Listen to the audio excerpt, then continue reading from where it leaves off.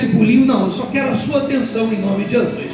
Capítulo 1 de Ageu diz: no segundo ano do rei Dário, no sexto mês, no primeiro dia do mês, veio a palavra do Senhor pelo meio do profeta Ageu a Zorobabel, filho de Saltiel, governador de Judá, e a Josué, filho de Josadaque, o sumo sacerdote, dizendo: assim fala o Senhor dos exércitos, dizendo: este povo diz, o tempo ainda não é chegado, o tempo em que a casa do Senhor deve ser edificada. Então veio a palavra do Senhor por meio do profeta Ageu, dizendo: acaso é tempo para vós habitardes nas vossas casas forradas, e esta casa ficar vazia?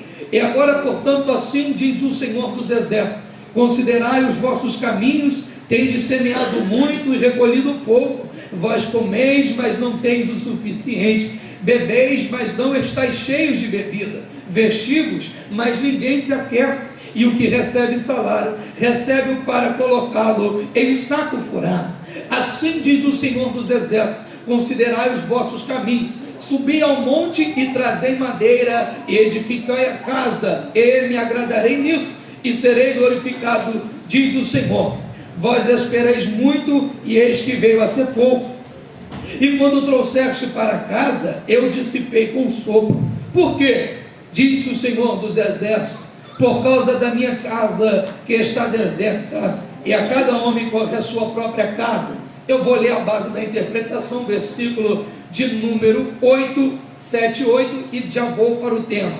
Assim diz o Senhor dos exércitos: considerai os vossos caminhos, subi ao monte e trazei madeira, edificai a casa, e me agradarei nisso, e serei glorificado, diz o Senhor.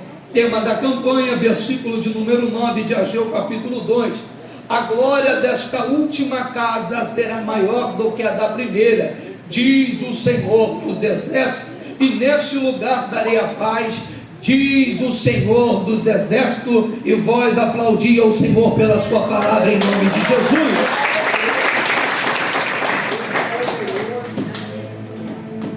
Queridos, a palavra que nós acabamos de ler, localizada no profeta Ageu, dentro dos profetas menores, é uma palavra de ânimo e de fortalecimento para um povo que tinha saído do cativeiro, um povo que passou cerca de 70 anos durante a primeira invasão até a sua saída, que aconteceu no ano 605 e terminou no 538 a.C.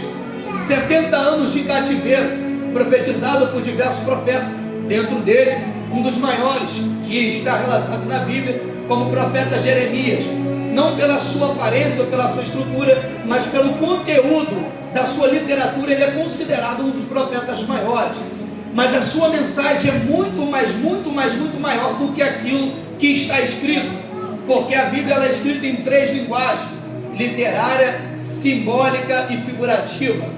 Ou até mesmo nós vamos pegar a linguagem espiritual, que é a que a gente vai colocar aqui. São essas 3 linguagens. Dentro dessas 3 linguagens, o conteúdo literário ele é ainda mais sobreposto quando vai chamar-se simbolicamente ou figuradamente. Então a Bíblia, apesar de ter 66 livros, o seu conteúdo é muito maior, tanto que quando os pregadores no Salmo de 119 particularmente vai dizer sobre a palavra de Deus, ele diz que a palavra é luz, outra vez ele vai dizer que a palavra é alimento, outra vez ele vai dizer que a palavra é um tesouro. Ele vai dar especificações diversas para o que é a palavra de Deus, porque ainda que nós lemos a letra, ela não é apenas letra, mas ela é mistério. Mistério não se resolve com a consciência humana, mas se considera ou se recebe através do Espírito Santo de Deus. O Espírito Santo é quem revela, e revela o que? Ele revela o que está oculto. Se você ler a Bíblia apenas por ler, você vai encontrar apenas um livro. Mas se você fazer como Provérbios diz e como Salomão diz, que deve buscar como tesouros, procurar como tesouro, você vai encontrar preciosidade. A Bíblia aberta normalmente ela é uma pedra bruta muito valiosa. Ela é bonita, ela é bela, mas se você aplicá-la para você, ela não vai ter valor. Por quê? Porque ela é uma pedra bruta. E ainda que ela tenha aparência, ainda que ela tenha valor, ainda que ela tenha suas expressões, ela precisa ser lapidada, ela precisa ser moldada, ela precisa ser buscada, ela precisa ser adentrada, para que você possa receber aquilo de valor que ela tem para dar. Como elas são livros, se você pegar, sendo um crente normal, uma pessoa normal, você vai queimar, você vai rasgar, e você vai dizer, ué, não é um livro sagrado? Mas por que não aconteceu nada comigo? Porque eu não vi algo sobrenatural. É porque você não tem consciência daquilo que está relacionado, não somente no texto, mas aquilo que o Espírito Santo revela. Porque dentro das perseguições da igreja, queimaram, rasgaram, aboliram, jogaram fora, e para isso nada aconteceu no momento. Mas a história revela que o povo que faz isso tem um fim trágico. Mas aquele que absorve o texto, que come cada pedacinho do versículo, diz não eu, mas a palavra, que se torna rios de vida dentro dele. Porque aquele que recebe Cristo, como está escrito em João capítulo 7, diz que ele dará da água da vida, e a água que jorra para a vida eterna. Então quando você recebe o pão, que é o próprio Cristo, e ele se manifesta em você e em mim, algo extraordinário não acontece de fora para dentro, mas acontece de dentro para fora. Você não vê o poder se aperfeiçoando externamente, no ambiente externo, como sinais e prodígios, como aconteceu no Antigo Testamento, através de coluna, de nuvem, de fogo, mas você vê algo sendo transformado aqui dentro, a ponto, como o profeta Jeremias dizer para Deus, dentro dos seus capítulos, falar, Senhor, eu até quero ir embora, eu não aguento mais profetizar para um povo que eu falo, e a sua cerviz está endurecida. Senhor, eu quero jogar o meu chamado fora, eu quero até ir embora, mas para onde eu irei, Senhor? Que este fogo que está cerrado em meu peito, que queima aqui dentro, a minha carne quer ir embora, mas o meu espírito clama com sede, dizendo, Senhor, eu quero mais de ti, eu quero mais de ti. Hoje você entrou talvez como ser humano normal neste lugar, veio para esta reunião através do convite do amigo, do pastor, do mãe, algum convite, mas eu lhe garanto que você não sairá da mesma forma que entrou, porque eu não tenho a legalidade para liberar algo sobre sua vida, mas o Deus que é dono desta casa, que chegou antes mesmo do primeiro que está aqui, e que vela pela sua palavra, ele não está sussurrando, mas ele está bradando do alto do céu para te dizer que a sua história não acaba na boca do homem, a sua história não acaba determinada pela sociedade, a história não tem endereço, ela não tem ponto de partida nem direção baseada na opinião da tua família, mas a tua história está traçada em minhas mãos, e aquilo que eu determinei, homem não pode tirar, demônios não pode impedir, o céu não pode opinar, porque eu determinei. E quando eu determino, quando eu falo, quando eu escolho, quando eu me manifesto, meu querido, não tem nada no céu, na terra ou no inferno que possa impedir o agir de Deus na sua e na minha vida. Até aqui, amém? Profeta Ageu, um dos profetas menores, seu livro contém 2 capítulos, e ele é relacionado com o profeta menor, não porque ele é menor que Jeremias, Ezequiel, Isaías ou Daniel, que são considerados profetas maiores, mas ele é menor na sua expressão literária, porque o seu livro tem 2 capítulos, comparado com Isaías, que tem 66. Então é por isso que ele é chamado profeta menor. Mas os estudiosos e teólogos vão dizer que dentro das suas expressões literárias há um conteúdo inimaginável teologicamente, que abrange mais do que 2 capítulos se fôssemos colocar na literatura escrita. Então não estamos falando de um profeta que é menor no seu sentido espiritual, estamos falando no seu sentido literário, porque para Deus ele não quer saber se a sua estrutura é formosa, se o seu exterior é condicionado, se você tem conta financeira alta, se você é belo de aparência, se a sua voz é bonita, ou se você tem algum atributo físico para que ele possa se aproveitar e usar. Não, Deus ele não precisa da sua carcaça, ele precisa daquilo que desde a fundação do mundo ele depositou em você, que é o próprio Espírito dele. Porque quando o fogo se relaciona com fogo, fogo não queima fogo, mas 2 fogos se faz um e o fogo aumenta. Você não entendeu? Aplico melhor. Hoje o seu papel aqui não é estruturar a carne, fortalecer a aparência, a sua conta externa financeiramente, ou a sua família, deixando na mídia como aparência que está tudo bem, mas no fundo está quebrado. Você não precisa fazer isso.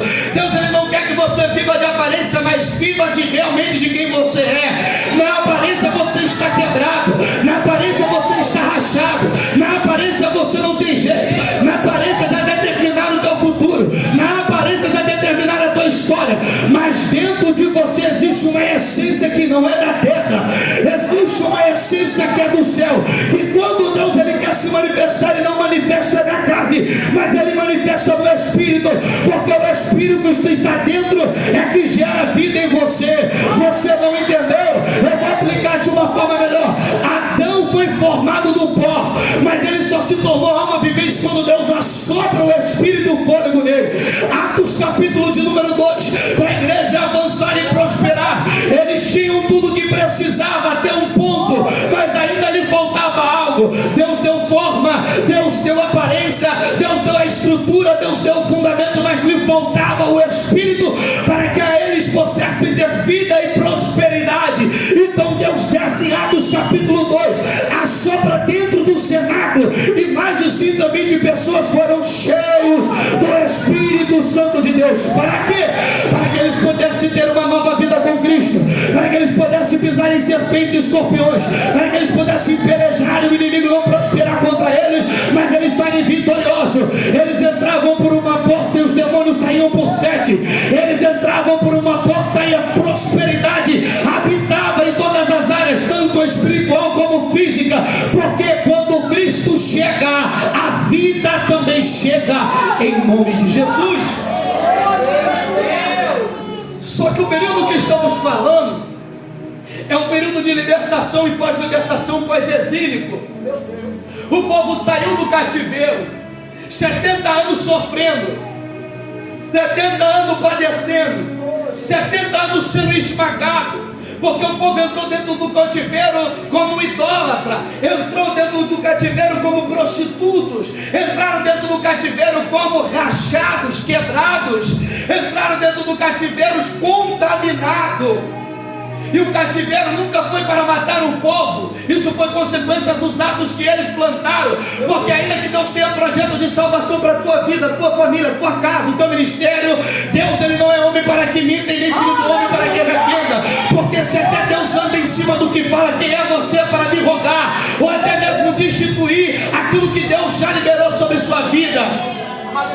Muitas pessoas se apontam, muitas pessoas se apoiam na promessa, muitas pessoas se apoiam na unção, muitas pessoas se apoiam no chamado, no cargo, muitas pessoas se apoiam na oração de irmãos e de irmã do pastor, muitas dessas pessoas se apoiam na família, na mulher de oração, na mãe de oração, no pai de oração. Muitos se apoiam nisso, dizendo: meu pai é pastor, então até aqui eu posso fazer, porque na hora certa eu vou me arrepender e vai ter tempo para mim. Eu não preciso cumprir tudo certinho, porque a minha mãe é da oração e a hora pela minha vida e vai dar tudo certo. Você não precisa, e você pensa que não precisa do ministério, que você na hora certa vai poder vir com seus pés e quando eu estiver pronto eu aceito. Eu vim para te dizer que você não sabe o que faz. E hoje, louco, se te pedirem tua alma, o que tens para acrescentar a Deus? Porque o tempo vem, ele passa e ele não avisa o que vai fazer. Ei, a morte ela não avisa, ela não propaga, ela não anuncia trombeta, ela bate na porta, ou nem bate, ela escancara, entra e toma vida, sem dar opinião, sem dar explicação.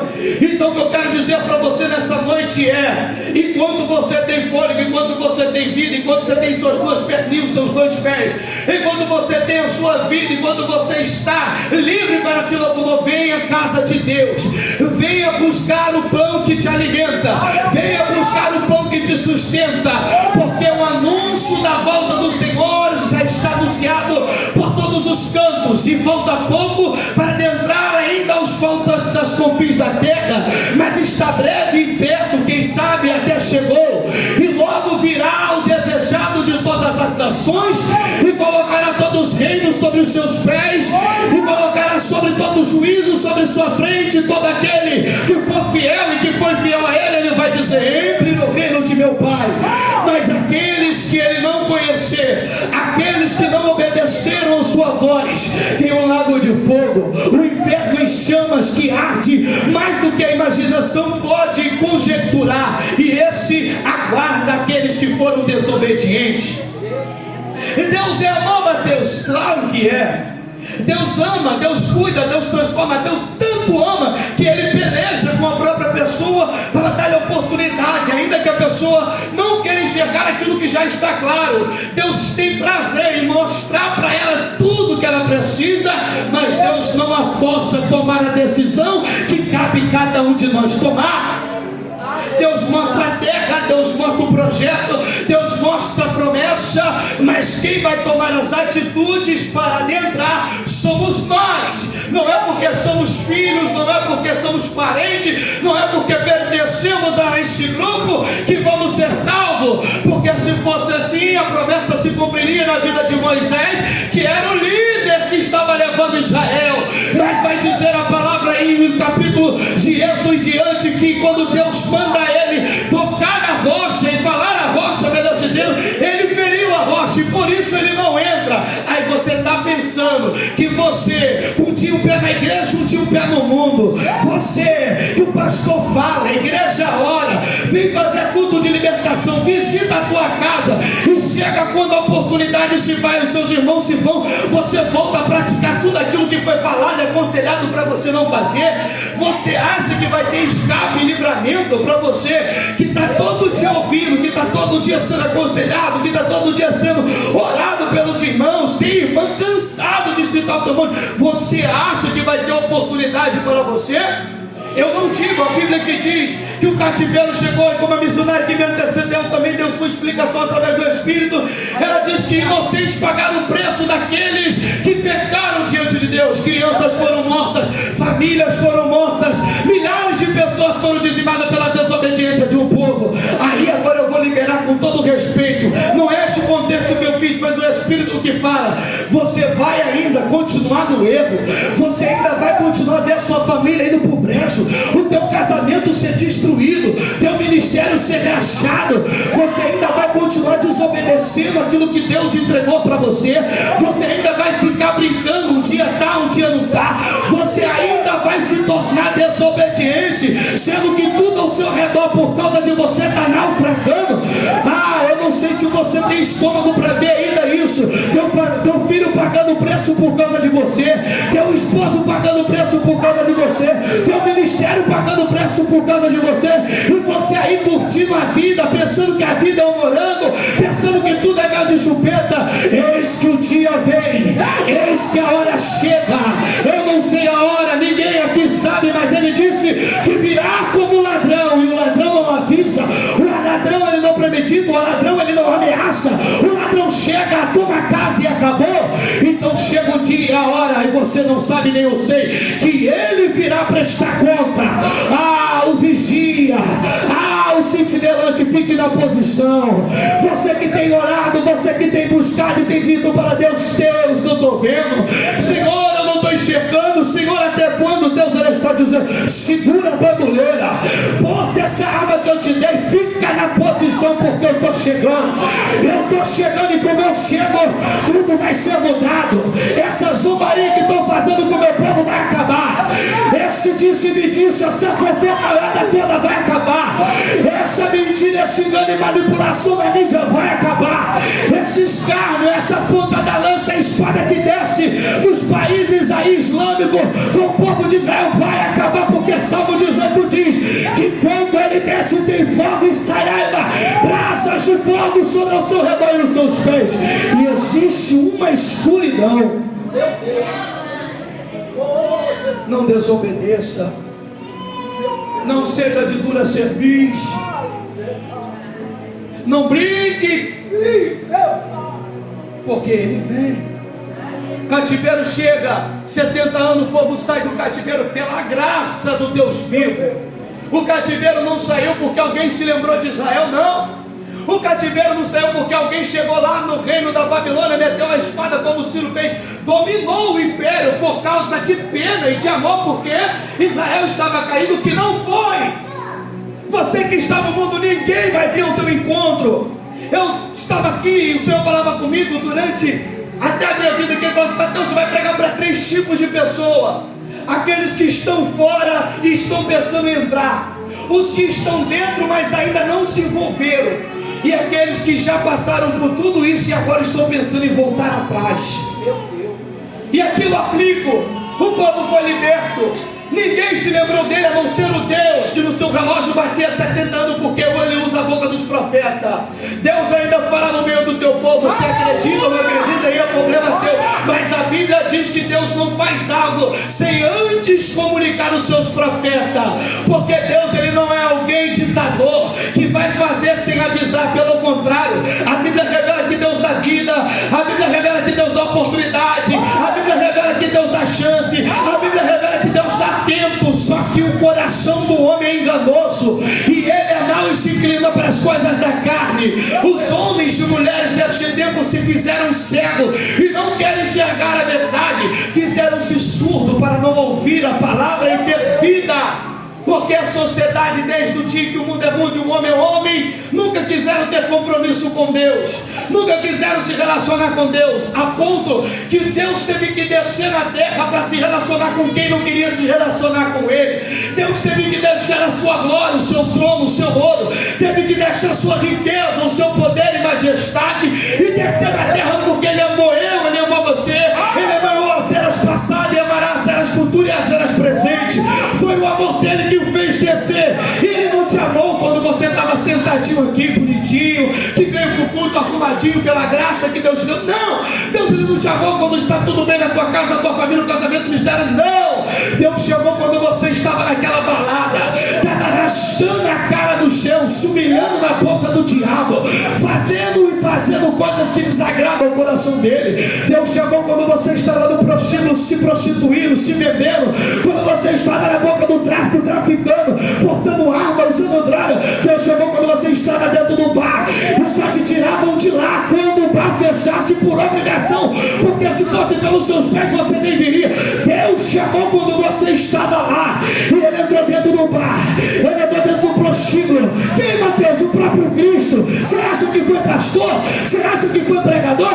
Você acha que foi irmão? Foi irmã? Não, quem entrou foi o próprio Jesus, porque se fosse pelo mundo você nem estava aqui, se fosse pela tua família já tinham desistido de você faz tempo, mas Deus vai te mostrar hoje que quem te resgatou da Babilônia foi Ele, quem pagou o preço pela sua vida foi Ele, e Satanás nenhum, demônio nenhum, potestade nenhuma te tira da mão dele, inferno nenhum te tira do coração dele, nada te separa do amor de Cristo. Então começa a valorizar o seu amado, começa a valorizar o seu amigo, o seu pai, aquele que te chamou quando você ainda não era nada, porque ele é fiel para realizar a obra que ele começou, ele é fiel para te levar para o outro lado. Eu acho que eu estou sozinho aqui hoje, mas eu vou dar lugar a si mesmo.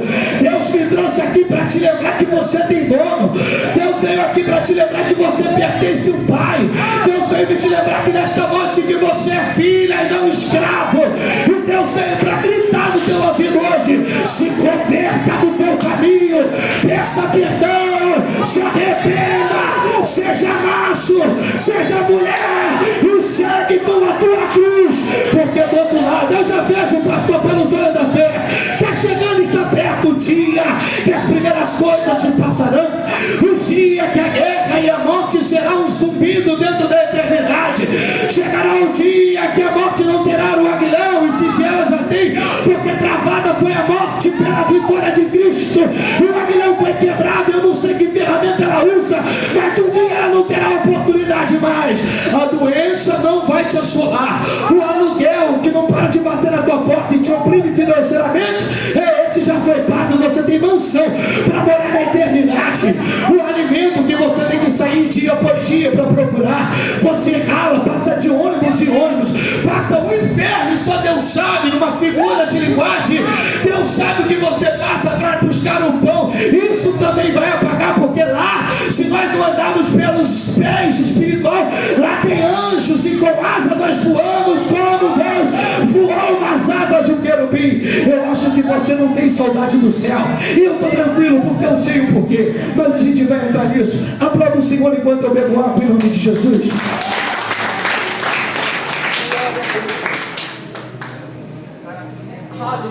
Deus, que Ele que transforma, Deus que dá vida. Vamos lá. O povo saiu do cativeiro, e a primeira coisa a ser restaurada dentro de um povo que começa tudo do zero, não é a casa, não é a família, não é os negócios, não é o dia a dia, não é o hobby, não é o luxo, não é a fama, não é a mídia, não! A primeira coisa que se restaura dentro de um povo que foi libertado pelo Deus vivo e que foi lavado e remido pelo sangue de Cristo no Novo Testamento é estabelecer uma vida no altar. Porque foi no altar que Cristo te deu vida, foi no altar que Cristo te deu oportunidade, foi no altar que Cristo te deu nova esperança, foi no altar que Cristo mudou o teu nome, foi no altar que Cristo te deu norte e direção. Então é no altar que você não pode se esquecer de manter-se se relacionando com Ele. O altar do Antigo Testamento tinha 4 pontas e era sobre ele os sacrifícios, tanto de holocausto como sacrifícios normais. E no Novo Testamento também tem um altar que foi as 4 pontas da cruz, que nos deu vida. E quando era para mim, para você subir lá e pagar o preço da desobediência, Cristo olhou para mim e falou: sai, porque quem vai subir sou eu, e eu vou te dar nova vida e nova oportunidade. Aleluia. A ponta da lança, a ponta da arma que era para ter matado sua vida, Cristo entrou na frente. Todos os livramentos que Cristo te deu até aqui, você acha que foi obra do acaso? Toda vez que tentaram tirar a tua vida, toda vez que até você tentou tirar a tua vida, toda vez que te cercaram, toda vez que manipularam, toda vez que você pensou: rapaz, se não fosse isso, se não fosse aquilo, eu teria morrido, eu teria me machucado, eu teria acontecido algo. Você acha que foi o acaso? Toda vez que você passou por uma esquina e algo ia acontecer, Cristo estava lá. Toda vez que você andou pelo vale, passou por um deserto e você pensou que eu morri, Cristo estava lá. Quando você entrou naquele banheiro e falou: hoje eu tiro minha vida porque eu não aguento mais viver desse jeito, e você tentou, você se esforçou, mas lhe faltou coragem, foi Cristo que sugou a tua força e disse: eu não te deixo morrer, eu não te deixo você partir, enquanto você não entender que eu te amo, que eu te escolhi, que te quero. Deus, Ele não vai deixar até este ponto. Mas depois que você entender isso, a visão for ampliada, aí é contigo. Depois deste culto, o que acontecer com você é contigo, porque mais uma vez o Senhor está falando neste lugar. Não vacila, não tosqueneja, não dorme, porque está chegando o dia. Aguenta um pouco, aguentou até aqui, vai voltar atrás agora. Chegou até aqui, vai desistir agora. Vamos lá. Então o povo restaura o altar, e agora o próximo passo é lançar os fundamentos do templo. E eles lançam o fundamento do templo porque eles estão com sede de Deus. Porque Deus libertou, Deus transformou, Deus entrou com promessa, Deus deu vida, Deus falou na boca dos profetas e cumpriu. Então o povo está com vida, o povo está com sede, o povo está animoso, porque eles viram os sinais e prodígios de Deus, e o povo está alegre. O povo está feliz porque ele viu as manifestações, e eles começam naquela empolgação, naquele avivamento. Só que agora vai se levantar a opressão. Isso é o Antigo Testamento que eu estou narrando, eu jogo para o Novo. Mas é assim também com Cristo. Nós vimos para a igreja, aceitamos Jesus, nos convertamos, recebemos promessa, recebemos palavra, e nós subimos, nós queremos a glória de Deus, nós estamos cheios e avivados da presença do divino, e nós queremos mais. E nós vamos andando, na medida vamos fazendo, a gente vai se entregando. Tinha gente que chegava às 6 horas no culto, já estava orando. Tinha gente que o culto estava chovendo, vinha. Tinha gente que não tinha lugar, não tinha endereço, era ir do mesmo jeito. Tinha gente que no primeiro amor, na primeira impressão, quando Deus libertou, transformou e trouxe, ela subia um monte, descia monte. Ela não precisava de carro, não fazia mimimi para ter condução. Ela viajava quilômetros a pé para poder ouvir Deus. Ela fazia dentro da salinha das crianças, ela se locomovia. Ele não deixava faltar uma consagração, ele não parava, ele estava envolvido porque Deus fez, Deus transformou, Deus liberou. E aí está tudo bem, porque adorar a Deus enquanto as coisas estão fáceis é mole. Adorar a Deus enquanto a casa está tudo bem é mole. Adorar quando tem carro na garagem, você anda para um lado e para o outro, bonito. Adorar a Deus enquanto a família está reunida na mesa, bacana. Adorar a Deus quando a igreja está prosperando, a igreja está cheia, beleza. Agora eu quero ver quando chegar o dia mau. Eu quero ver quando o dia chegar que você não tiver força física e se apoiar somente no azeite que foi depositado em você e puxar a força da onde não tem, por amor a Cristo. O problema não é você viver com o glamour, não é o problema você viver com as riquezas e belezas que o Senhor lhe concedeu pela graça. O problema é que quando elas são tiradas, você abandona Deus, porque Deus permitiu que tudo fosse tirado. O terno bacana, a gravata maneira, o carro do ano, a casa da hora, a família unida, nunca foi o problema. O problema é que você adora mediante aquilo que Ele te dá e não o que Ele é na tua vida. O problema do povo de Judá é que quando Deus fala e o culto está bom e as coisas estão como Eles querem, beleza, é só Deus apertar, é só permitir levantar um gigante, um inimigo, um vale, um deserto, que o povo vai começar a rachar no meio e vai abandonar Deus e vai voltar para os balaíns, vai voltar para a idolatria. Só que o cativeiro de Judá, o cativeiro de 70 anos, arrancou a idolatria, mas não arrancou como alguém tira um espinho da carne, ou como toca num ferimento. Ele arrancou como uma cirurgia que penetrou toda a parte do corpo de Judá, que eles saíram do cativeiro e nunca mais até o dia de hoje se tornaram idólatras. Eles adoram o único Deus. Aí eu pergunto, você vai esperar o quê? Você vai esperar o quê? Você vai esperar Deus tocar nas suas pernas? Você vai esperar, como Júlio César precedeu, Deus colocar um câncer? Você vai esperar Deus tocar naquilo que você ama? Você vai esperar o quê? Porque eu aprendi com Deus, Deus ele é amor, mas Ele para não perder a tua alma para o diabo, porque Ele já tem uma história traçada para a tua vida, e tem gente que está importunando Deus com oração salva, liberta. Ele tem que fazer uma coisa, porque eu aprendi uma coisa com uma pregadora, que no céu não tem lixão, então toda oração Deus pode ter que fazer uma coisa, pregador. Ou Deus ele entrega para o anjo para dar a resposta, ou Deus ele tem que agir de imediato naquela hora, ou Ele segura em sua mão, ou Ele entrega para o anjo, leva a resposta, ou Ele fica segurando a sua bênção na mão. E eu conheço Deus, eu conheço o Senhor pela Escritura, e eu sei que Ele age na medida da oração, porque Ele ouve quando o justo ora e a lágrima desce. Só que o problema é o depois que acontece, porque Daniel diz que quando a bênção é liberada, o anjo desce com a providência e resposta. Só que existe uma batalha. Meu Deus! Existe uma batalha nos ares, e a sua bênção fica travada, porque sabe-se Deus que se a bênção chegar, a tua história muda, a chave vira, você levanta, tudo vai acontecer. Então quando o diabo sabe disso, ele se levanta, e ele não vem sozinho, diz que ele vem com os principados e potestades. O próprio Satanás, o próprio, entra nas batalhas e trava a sua bênção.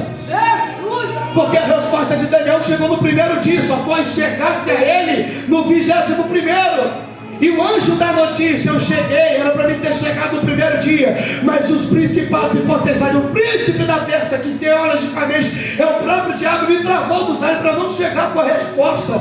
Mas só que Deus enviou Miguel, e Miguel desceu com a espada de fogo.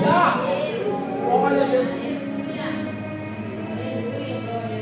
Você parou de orar, você parou de caminhar, você parou de seguir, nós paramos de buscar, nós paramos de nos entregar, e as nossas orações é: Deus, por que não faz? Deus, por que não age? Deus, por que não aconteceu? Deus, por que isso? Deus, por que aquilo? E Deus está falando: filho, filha, eu já liberei a tua vitória desde o primeiro dia que orou. Só que existem batalhas, e as batalhas não é para te frustrar e nem te desanimar, mas é para provar se você vai segurar a bandoleira até o final da resposta. A resposta de Deus, a batalha que se travou pela tua providência, não foi para te jogar no mundo e nem te jogar lá fora. A demora que é para você, a demora, para mim demora, não foi Deus querendo te colocar para fora, foi Deus para ver se você vai ficar dentro, se a vitória não chegar no teu tempo. E chegar no tempo de Deus, tudo que não aconteceu na tua vida e que Deus falou que ia acontecer, não foi culpa do pastor da igreja, do profeta que errou de herança, e nem de Deus, foi de você que não soube esperar a posição e se frustrou e se foi relacionar com o mundo lá fora. Não foi Deus que não cumpriu na folha da tua vida, mas foi você que fez aliança com o diabo e começou a comer daquilo que ele pisa. Deus está do lado de fora de Apocalipse, batendo na porta, e tem gente do lado de dentro ceando com o diabo para não deixar Cristo entrar. Queridos, o cativeiro, vamos finalizar, os tempos já foi, já até estourou aqui, mas eu finalizo aqui. Porque eu disse que a base da interpretação do versículo 7 e 8 É porque depois de 70 anos o povo começa a obra e se levanta oposição. E aqui a gente tem mensagem até meia-noite, mas vamos lá. E se levanta oposição, e a oposição não é do lado de fora. A oposição não veio de Edom, a oposição não veio de Moab, a oposição não veio do Egito, a oposição não veio da Babilônia, a oposição veio dos samaritanos. E quem é o samaritano? O samaritano era quem era do mesmo povo, cultuava o mesmo Deus, se relacionava contigo e comigo, vivia no nosso meio, mas de repente fizeram aliança com o diabo, se envolveram com o diabo, manteram a forma, mas a essência era enganadora. Eu não vou entrar muito aqui para a gente não perder tempo, mas aqui é o ponto. Tem muito lugar, tem muitas pessoas que dizem ser, mas no fundo não é aquilo que diz. Israel sempre viveram um projeto ou uma vida de sofismo. O que é sofisma? Sofisma é aparência de verdadeira com fundo mentiroso. Vivia de aparência, mas no fundo era enganador. Tinha aparência de pastor, mas no fundo era lobo voraz. Tinha aparência de judeu, mas no fundo era mestiço. E aqui que a palavra fala para nós é o quê? Que você está esperando uma posição de fora. O teu problema para você frustrar o teu sonho, os teus projetos, enterrar o teu talento, não foi porque de fora se levantou com você. Você esperava o ímpio se levantar com você. Você esperava o adversário usar gente de onde você nem imaginava para puxar o teu tapete. Você esperava que fosse a vizinha que não é crente que ia te atacar. Você esperava que eram os de lá de fora que iam ranger os dentes para te destruir. Mas na verdade foi quem comia na tua mesa, quem andava do teu lado, quem vestia veste igual você, que puxou o teu tapete, porque a essência que você carregava era verdadeira e a dele era mentirosa. Isso incomoda o diabo, porque aonde tem luz as trevas não ficam. Então o diabo tomou uma estratégia, ele entendeu que para frustrar crente, frustrar filho de Deus, ele não pode bater, porque quando ele bate mais nasce no lugar.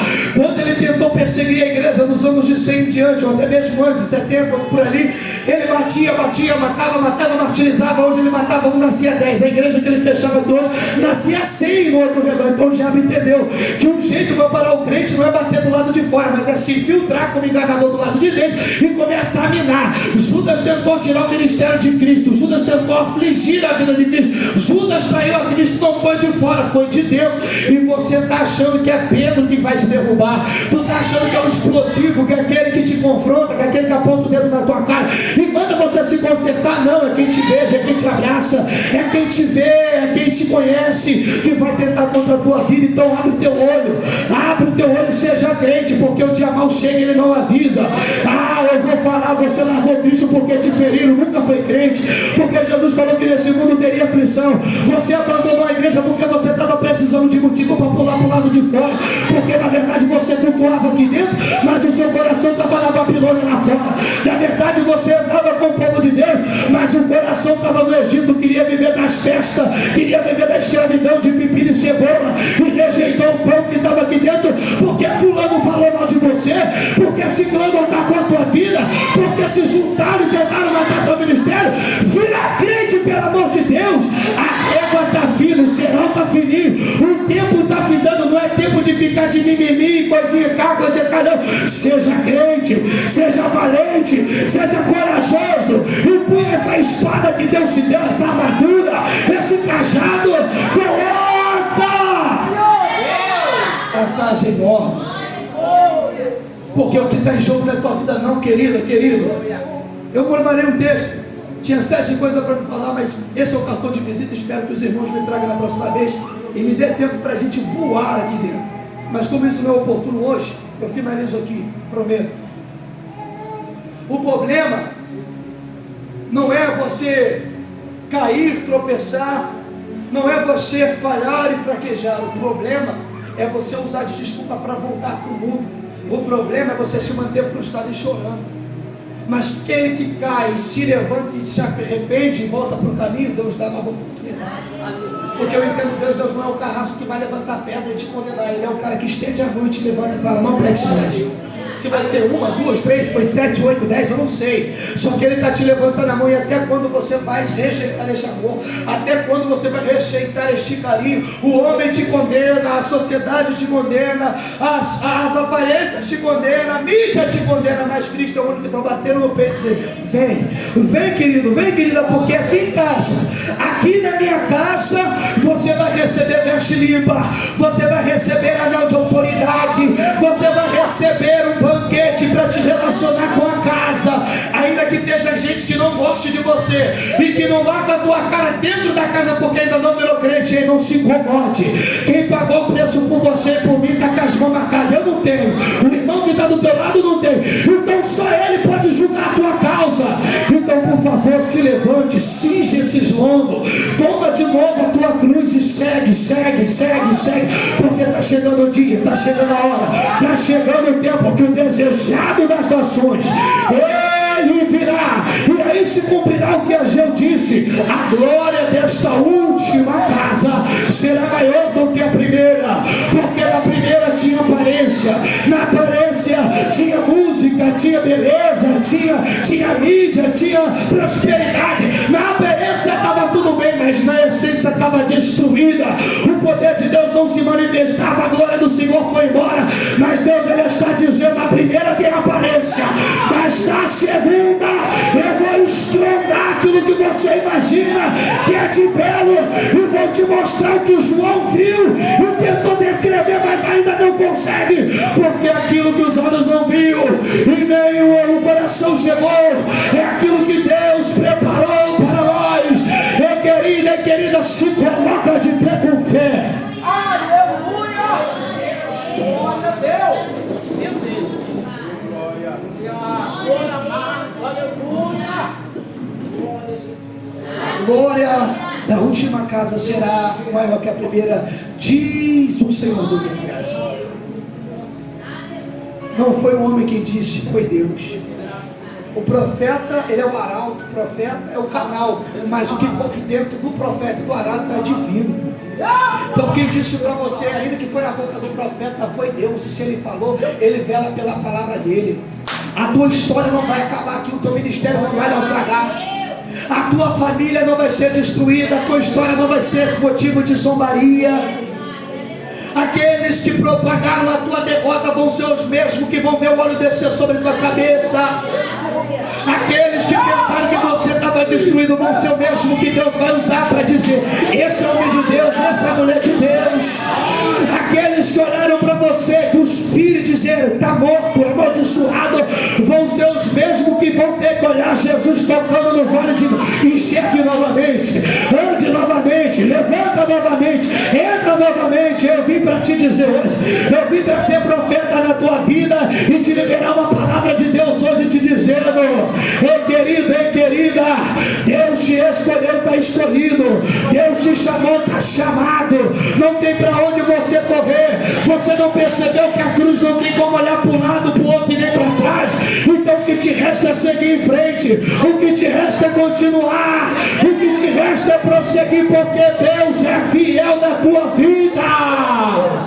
Então eu libero um convite para você. Você que quer voltar a Cristo, você que quer estabelecer uma aliança, pense bem nisso. Porque no livro de Lucas capítulo 14 diz que o rei que vai à guerra contra 20 mil antes primeiro veja o seu exército para ver se ele vai ter suporte para vencer a guerra.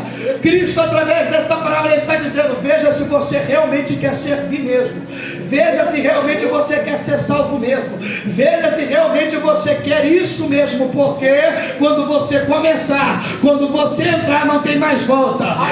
Você não entendeu, você não sabe por que você está passando isso, você não sabe por que esta prova toda, esta luta toda, é porque um dia você levantou a mão. Se você sabia, se te contaram, se você tinha ciência, eu não sei, mas se você levantou a mão, você, para mim, fez a melhor escolha da tua vida. Mas hoje está sendo um carrasco, hoje está sendo a ponta da espada que está te apontando e dizendo: para onde você vai? Para onde você está indo? Hoje o cajado do pastor está te puxando de volta. Para onde você vai, ovelhinha de Jesus? Porque eu tenho uma uma chamada na tua vida. Tu aceitou aquele dia do casamento, se você sabia ou não. Você fez um compromisso comigo agora. Tu está enrolado nos meus laços de misericórdia. Tu é meu, tu és minha, e não tem para onde correr. Então você que quer voltar, você que não é crente, quer aceitar Jesus, vem aqui na frente. Você que não se batizou ainda, começou a jornada, caminhou, andou, mas não se batizou e quer essa jornada, quer tomar posse, quer frutificar na presença de Deus, quer se passar pelas águas, vem aqui na frente. Venha com convicção, venha com fé. Uma alma para Jesus. Louvado seja Deus. Pensa no nome do Senhor. Vamos lá. Glória ao Eterno. Eu vou contar até 3 e finalizo. Você que não se batizou, quer se batizar, quer vir aqui à frente, vem aqui agora. Vamos orar pela tua vida, pela tua família, pela tua casa. Você que quer sair de aliança dada com o Senhor, venha na frente. Você que não se batizou, começou a jornada e desistiu, vem aqui na frente. Eu vou contar até 3 e encerrar a oportunidade aqui, e que o Senhor lhe conceda outra. 1, 2, 3. Que o Senhor te dê graça, te conceda misericórdia, para que uma nova oportunidade aconteça em nome de Jesus. Fecha os olhos. Senhor Deus e Pai,